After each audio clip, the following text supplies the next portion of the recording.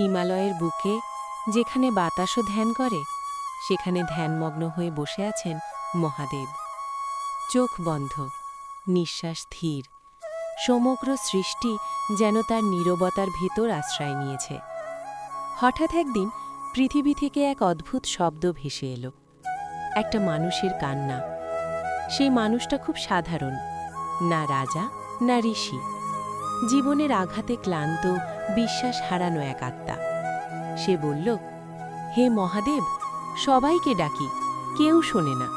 তুমি তো নীরব, তুমিও কি শুনবে না? মহাদেব চোখ খুললেন না, তবুও সেই কান্না থামল না। দিনের পর দিন সেই মানুষটা শিবলিঙ্গের সামনে বসে থাকত, কিছু চাইত না, না ধন, না সুখ, না মুক্তি। শুধু বলতো, তুমি আছো, এটাই যথেষ্ট। একদিন পার্বতী জিজ্ঞেস করলেন, প্রভু, এত মানুষের ভিড়ের মধ্যে এই মানুষটাকে কেন তুমি আলাদা করে দেখছ?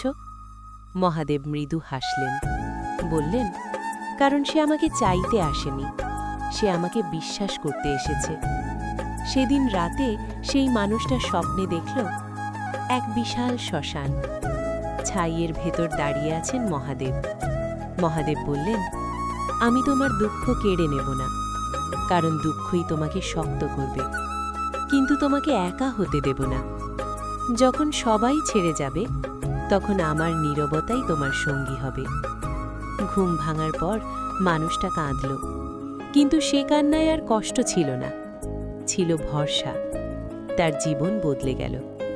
দুঃখ আসত, কিন্তু ভাঙতে পারত না, কারণ সে জানত কেউ একজন আছে যিনি কথা বলেন না, কিন্তু কখনো ছেড়ে যান না। মহাদেব আজও নীরব, কিন্তু যারা হৃদয় দিয়ে ডাকেন তারা জানেন মহাদেব কথা বলেন না, মহাদেব ধরে রাখেন।